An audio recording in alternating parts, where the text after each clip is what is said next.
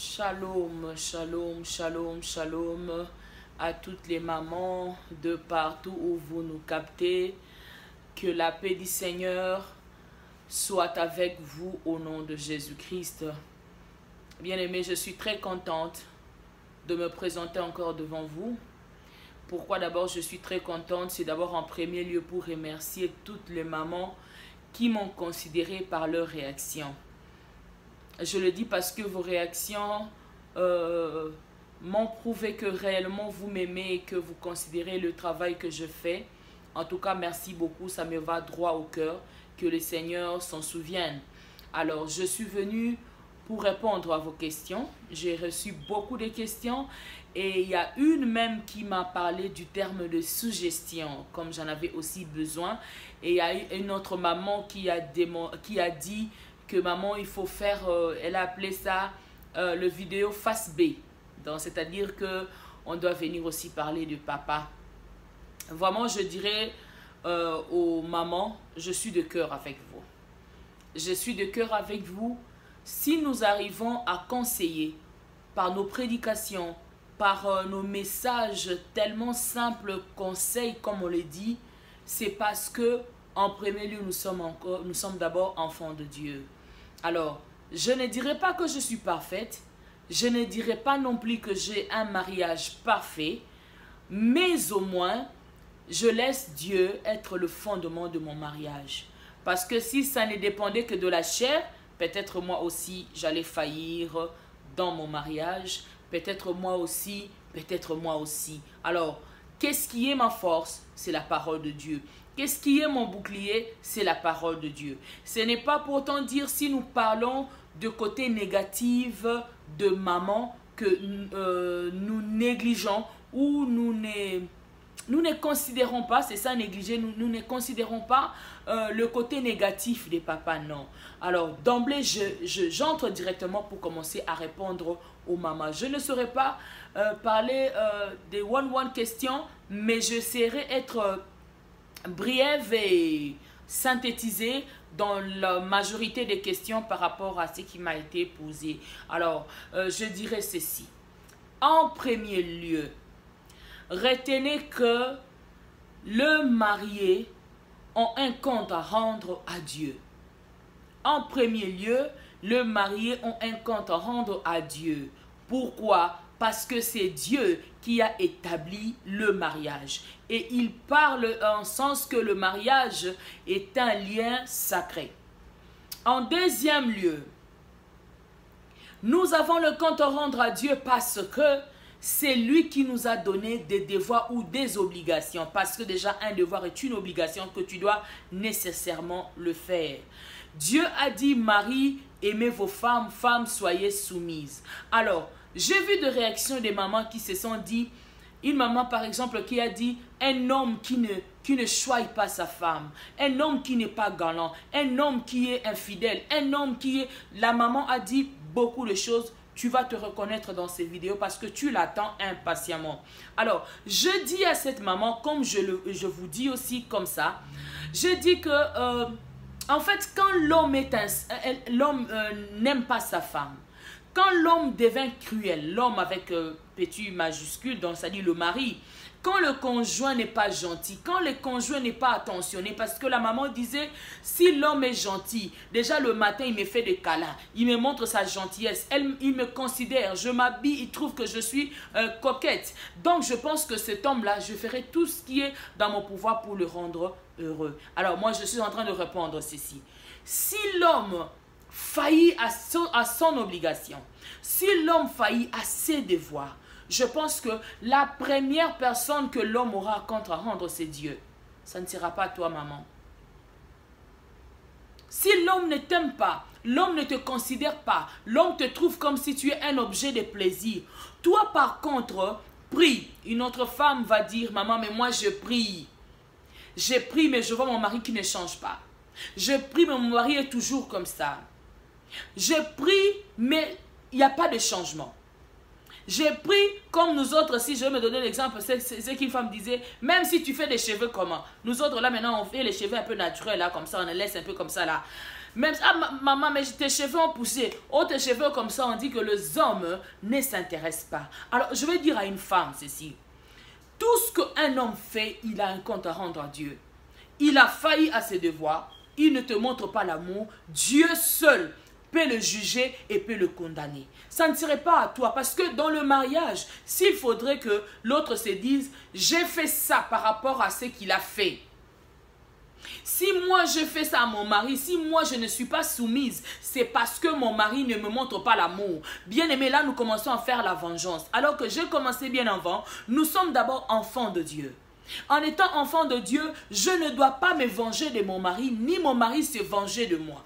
Je suis en train de parler maintenant réciproquement parce que dans les vidéos précédentes, j'ai parlé de femmes qui refusent de préparer pour leur mari, de femmes qui sont insoumises. Alors le maman se sent révoltée. Mais là, je vais dire une chose. S'il faut qu'on puisse se faire comme si on est dans un défi, je pense que tous, nous allons tomber. Parce que quand on ne veille pas, on n'a que deux personnes sur la terre. On a la femme et on a l'homme. Et toute personne est censée de se marier. Alors s'il faudrait, nous avons 1000 couples qui vivent dans le vengeance. 1000 couples, l'autre qui a dit même, moi je vis dans le mariage seulement la peau sur les os. Mon cœur n'est même pas là. Alors je suis en train de dire ceci. Son cœur n'est plus là parce qu'elle sent que son mari lui fait du mal. Son mari le torture. Son mari n'est pas fidèle. Son mari, il y a des maris même qui insultent leurs femmes. Mais en toutes choses, recommandons nos sorts en l'Éternel, en lui faisant confiance et il agira. Pourquoi je vous dis ça, bien-aimé? Imaginez, Jésus est venu, Jésus était plus supérieur que Jean-Baptiste. Jean-Baptiste disait, celui qui viendra après moi vous baptisera d'eau et du feu. Il sera plus grand que moi. Mais on voit Jésus qui vient auprès d'un inférieur pour se faire baptiser. En quelque sorte, Jésus voulait seulement que la loi ne la condamne pas. Jésus voulait prouver au monde que ce que Jean-Baptiste prêchait ou ce que Jean-Baptiste prêche, c'est la vérité. Voilà pourquoi moi-même, je m'incline à cette vérité.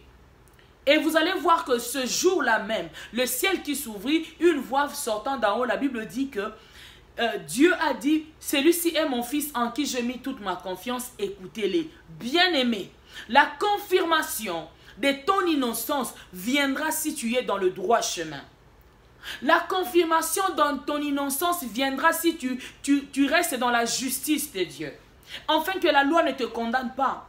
Imaginez, tu vis avec un homme qui te fait du mal, un homme qui n'a jamais été gentil, un homme qui te considère comme un objet de plaisir. Mais que toi, tu restes juste parce que tu es un enfant de Dieu. La parole de Dieu est un bouclier, est un ligné pour toi. La parole de Dieu est un fondement. Quand tu restes juste, le mari te fait du mal, tu dis, moi de mon côté, je ne ferai pas du mal à cet homme.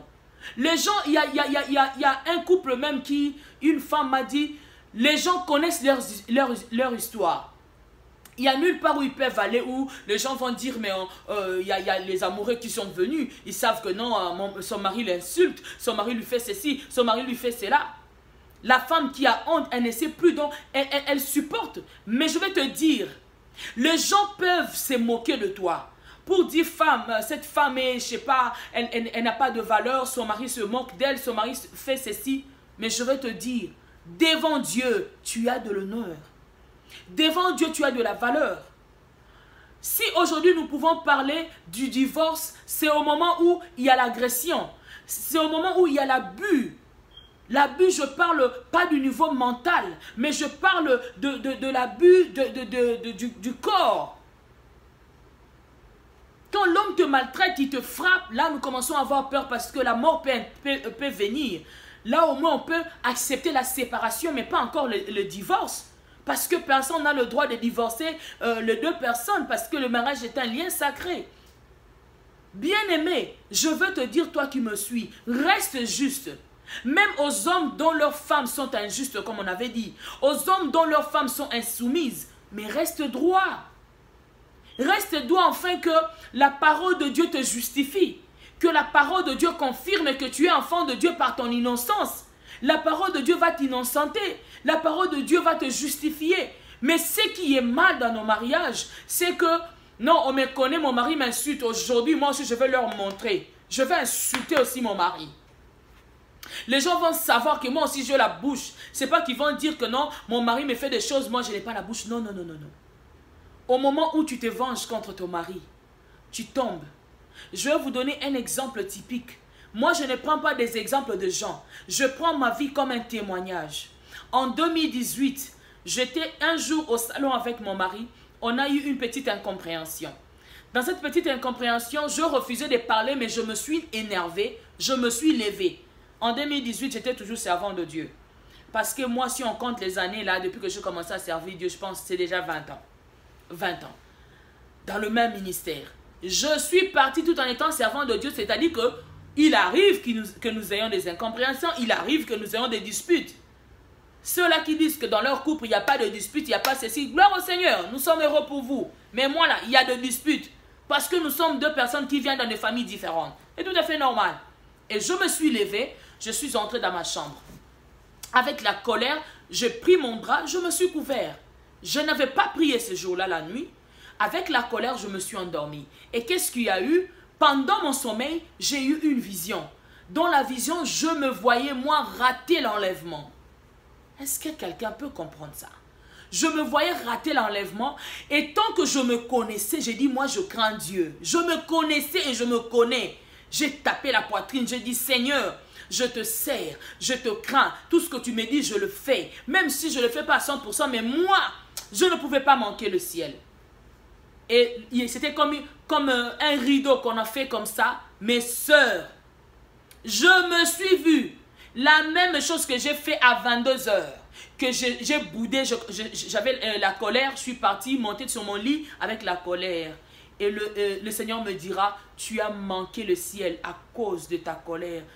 Je vous avais dit de ne pas dormir avec la colère. Maintenant, je veux dire à une femme. Parce que moi, je m'attarde aux femmes. Je ne m'attarde pas aux hommes. Aux hommes, ce sont nos chefs, non? C'est eux-mêmes qui doivent nous montrer le chemin. Alors, si ils faillissent à leur devoir, c'est à Dieu de leur conscientiser. Mais au moment, je ne veux pas que cela vous arrive. Imaginez si c'était vrai. Si ce n'était pas une vision, que réellement j'avais manqué le ciel. Qu'est-ce que j'allais me dire? Après toutes les années de ministère, après toutes les années de connaissances, après toutes les années au nom de Jésus, j'ai montré aux gens que moi je priais, moi j'avais la force, mais que je me retrouve en enfer. Imaginez-vous. C'est-à-dire que tout péché est péché. Ne permettez pas que le diable vous vole d'abord votre joie. Vous valez mieux aux yeux de Dieu. Avant que votre mari vous approche, il y a eu des gens qui vous ont aimé, qui vous ont mis au monde, c'est d'abord vos parents. En seconde lieu, il y a votre famille, il y a vos enfants qui vous aiment. Dans l'amour, dans le mariage, il ne faut pas qu'on soit égoïste en fait. Moi, j'étais du genre de femme, j'étais un peu égoïste. Je le dirais comme ça parce que, égoïste dans quel sens? J'aimais bien qu'on m'aime, qu'on tire attention sur moi, qu'on me choye, qu'on me fasse ceci. Parce que je suis sortie dans une famille où j'étais choyée par mes parents et particulièrement par mon père. Et quand je vais dans le mariage, je vais amener les babysitting dans la maison. Non, ce n'est pas chez mes parents. Là, c'est le cours de grand.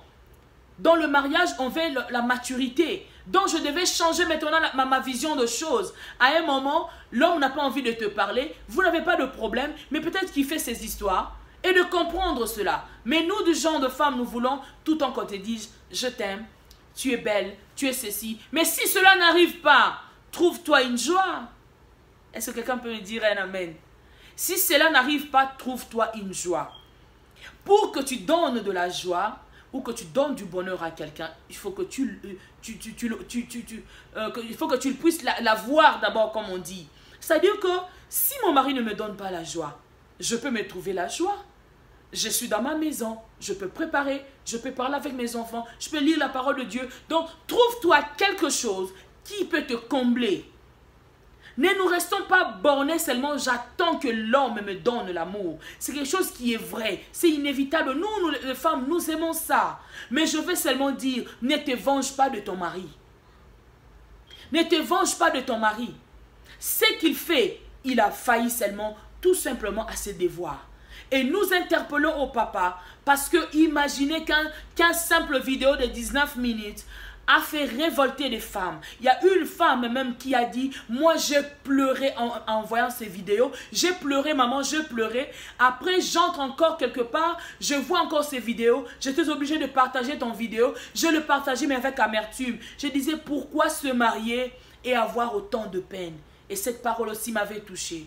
Les papas, pourquoi prendre l'enfant d'autrui et après lui faire du mal? Ayez de l'amour. Je demande à ce que chacun, par amour, je ne suis pas une donneur de leçons. Je ne suis qu'une simple femme, servante de Dieu, la maman de ses enfants, qui s'approche humblement pour te dire que tu ne vois pas qu'il faut changer. Tu ne vois pas que 2020, les gens sont beaucoup morts. Est-ce que tu ne vois pas que Dieu t'accorde la grâce de te repentir? Est-ce que tu ne vois pas que Dieu t'accorde la grâce d'arranger avec ta femme? Est-ce que tu ne trouves pas une raison pour toi de dire, c'est fini, j'ai trop fait du mal à ma femme. J'ai trop fait du mal à ma femme. Je le fais subir ce qu'aucune femme pourra supporter. J'ai amené de femmes dans ma maison.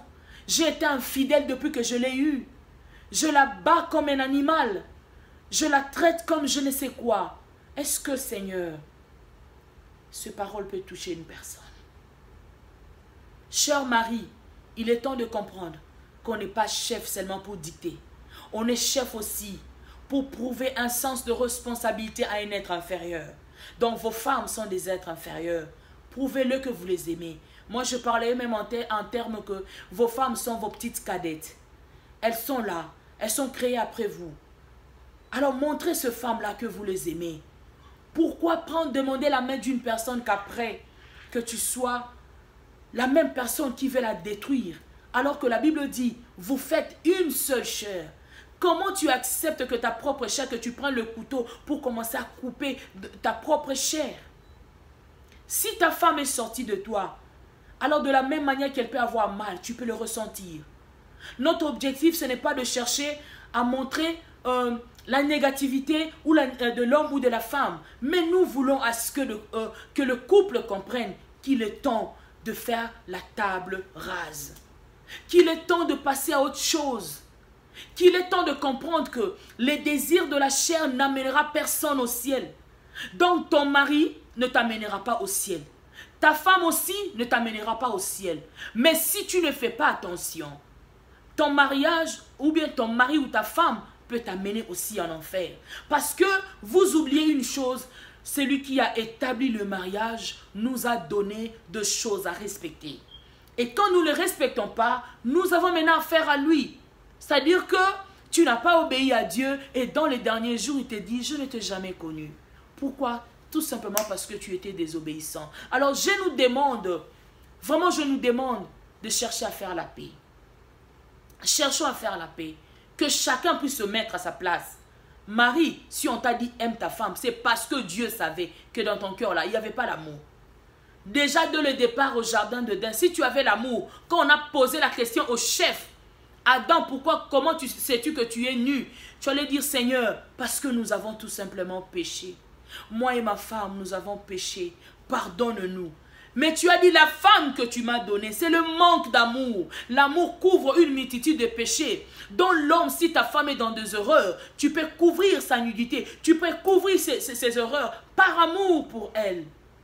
Et on pose à la femme, mêmement, c'est les serpents. Manque de soumission. Comment tu peux dire que c'est les serpents alors que moi je t'avais dit, tu es venu, tu as été créé la deuxième. Dieu a dit, ne mangeons pas le fruit de cet arbre. Mais quand tu l'as pris, comprends directement, c'est l'insoumission, c'est la désobéissance. Voilà pourquoi Dieu a demandé ces deux choses aux mariés, et à la femme et à l'homme.